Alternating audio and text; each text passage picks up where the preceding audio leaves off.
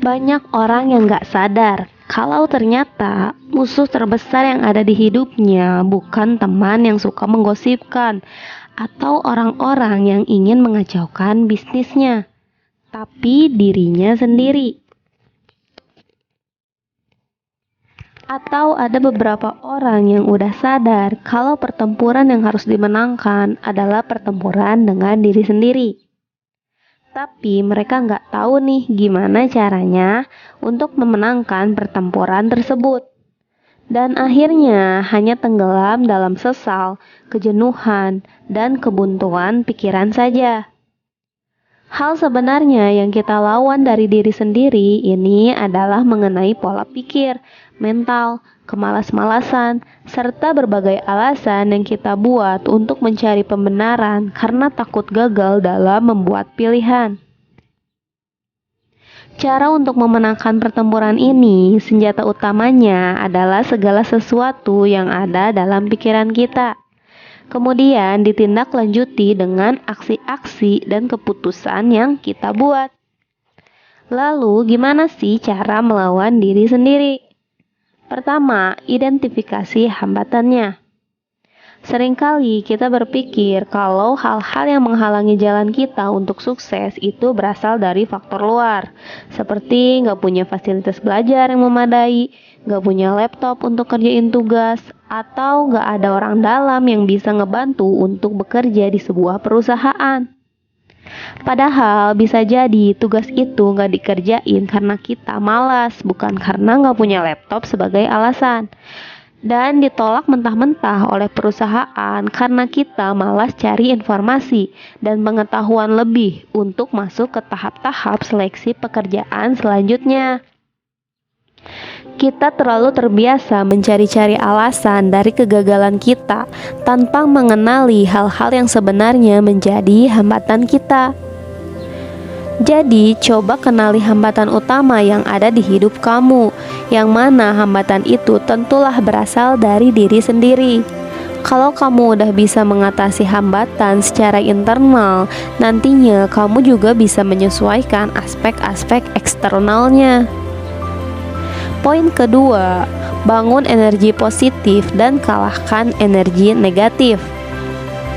Energi positif gak hanya tentang masa-masa seseorang merasa bersemangat atau termotivasi, tapi energi ini juga bisa didapatkan melalui tujuan. Saat kita punya sebuah tujuan, meskipun itu sebuah harapan dan angan, tapi kalau kita iringi dengan keyakinan untuk bisa mewujudkannya, maka hal ini bisa jadi dorongan untuk diri sendiri agar bisa dan mau melakukan sesuatu. Mengubah sebuah kecemasan tentang bagaimana kalau saya gagal menjadi sebuah optimisme, saya bisa melakukannya. Beban-beban mengenai takut gagal ini akan menghantarkan sebuah energi negatif yang menjadikan kita kandas di zona hidup yang gitu-gitu aja. Jadi coba lebih banyakin energi positifnya ya. Poin ketiga, mengubah paradigma.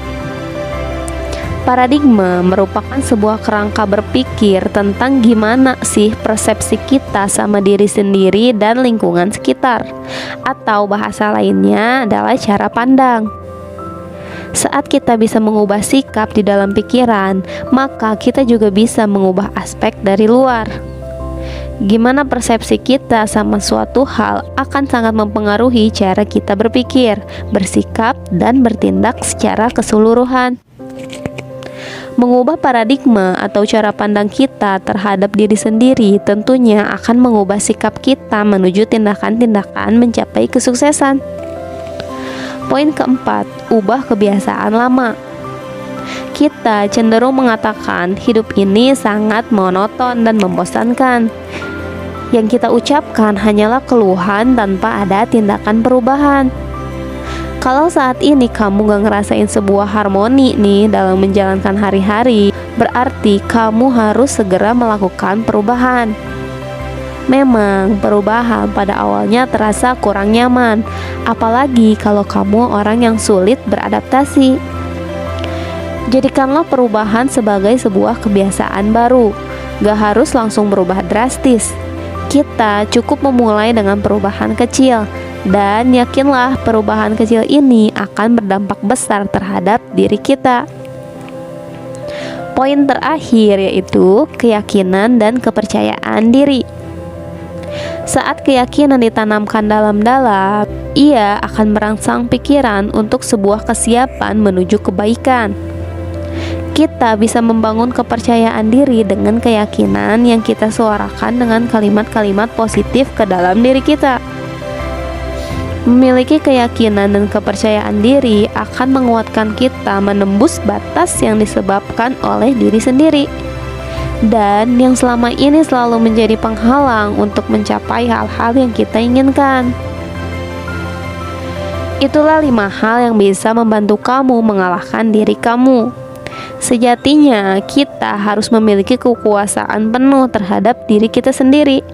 Dengan begitu, kita nggak perlu ngabisin energi untuk risau dengan hal-hal yang nggak bisa kita prediksi dan nggak bisa kita kendalikan. Ternyata masalah terbesar itu ada di dalam diri kita sendiri.